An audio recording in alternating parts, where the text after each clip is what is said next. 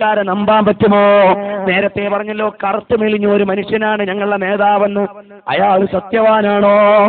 അയാൾ പച്ച കള്ളം പറഞ്ഞിട്ട് കോടതിയിൽ ഫൈൻ അടയ്ക്കേണ്ടി വന്നാണ്. എന്റെ വകയല്ല, മുജാഹിദാരൻ തന്നെ പറയട്ടെ. AP കോടതിയിൽ കളവ് പറഞ്ഞതിന് 2000 രൂപ പിഴ അടയ്ക്കേണ്ടി വന്നു കഴിഞ്ഞ മാസങ്ങളിൽ. ആലോചിച്ചു നോക്കൂ നിങ്ങൾ, എവിടെ എത്തിവരും. അതേ AP എന്ന് പറഞ്ഞ AP അബ്ദുൽ ഖാദർ മൗലവി എന്ന ഉള്ളിയാപ്പുറക്കുന്ന നേതാവ്, അയാള് കള്ളം പറഞ്ഞതിന്റെ പേരിൽ കോടതിയിൽ 2000 രൂപ പിഴ അടയ്ക്കേണ്ടി വന്നു. കോടതിയിൽ കളവ് പറഞ്ഞതിന് 2000 രൂപ പിഴ അടയ്ക്കേണ്ടി വന്നു കഴിഞ്ഞ മാസങ്ങളിൽ. ആലോചിച്ചു നോക്കൂ നിങ്ങൾ, എവിടെ എത്തിവരും. അപ്പോ ഇനിയോ ആ പിഴ അടയ്ക്കാനുള്ള പൈസ എവിടുന്നാ കിട്ടിയെന്ന് അയാൾ പറയുന്നുണ്ട്.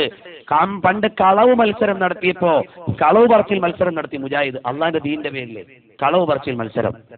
ആ മത്സരം നടത്തിയപ്പോ സമ്മാനം കിട്ടിയ സമ്മാനവുമായിട്ട് ഒരാളുണ്ട്. ജസ്റ്റ് സാമ്പിൾ ഒന്ന് കാണിച്ചേക്കാം, ഫുള്ള് കാണിക്കാൻ സമയമില്ല. കളവ് മത്സരം നടത്തി മുജാഹിദ്. സൂചിപ്പിച്ചല്ലോ വിവിധ മത്സരങ്ങൾ ഉണ്ടാവുന്ന, അതുകൊണ്ട് മിമിക്രി, അതുപോലെ തന്നെ പ്രസന്ന വേഷം, അതുപോലെ തന്നെ കയറിൽ തൂങ്ങിയിട്ടുള്ള ഒരു മത്സരം, പിന്നെ അക്കൂട്ടത്തിൽ വേറെ, അതുപോലെ തന്നെ കളവ് പറയൽ മത്സരം.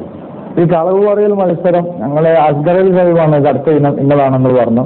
അത് പറഞ്ഞപ്പോൾ പറഞ്ഞു ഞങ്ങൾ ഈ സ്റ്റേജിലിരിക്കുന്ന ഈ സാമാജികരുണ്ടല്ലോ, ഇവർ പറഞ്ഞു നമ്മൾ മുസ്ലിങ്ങളെ എന്നുള്ള നിലയ്ക്ക്, പ്രത്യേകിച്ച് നമ്മൾ മുജാഹിദുകൾ എന്ന നിലയ്ക്ക് കളവ് മത്സരം എന്നൊക്കെ നമുക്ക് സംഘടിപ്പിക്കാൻ പറ്റും, അതൊക്കെ ഭൂഷണമാണെന്ന് ചോദിച്ചപ്പോൾ പറഞ്ഞ അസ്ഗർ സാഹിബ് തന്നെയാണ് അതിന് മറുപടി പറഞ്ഞത്.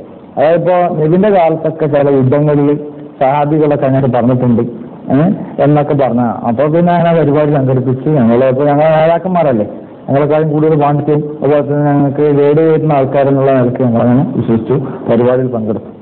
അങ്ങനെ ആ പരിപാടിയിൽ പങ്കെടുത്തുന്ന ഓരോ ഗ്രൂപ്പിനെ പ്രതിനിധീകരിച്ചും ഓരോരുത്തർ ഈ മത്സരത്തിൽ പങ്കെടുത്തു. അങ്ങനെ ഞങ്ങളെ ഗ്രൂപ്പിനെ പ്രതിനിധീകരിച്ച് ഞാനാണ് പങ്കെടുത്തത്. ഈ ഗ്രൂപ്പ് നിർദ്ദേശങ്ങൾ പങ്കെടുക്കാൻ പറ്റിയാണ്. അങ്ങനെ പരിപാടിയിൽ പങ്കെടുത്ത് നല്ല എനിക്കാണ് അതിൽ ഫസ്റ്റ് ചെയ്തത്. കൂടുതൽ പോയിന്റ് നേടി എന്നുള്ള നിലയ്ക്ക് കലാപ്രതിഭ എന്നുള്ള നിലക്കും തന്നെയാണ് തെരഞ്ഞെടുത്തത്.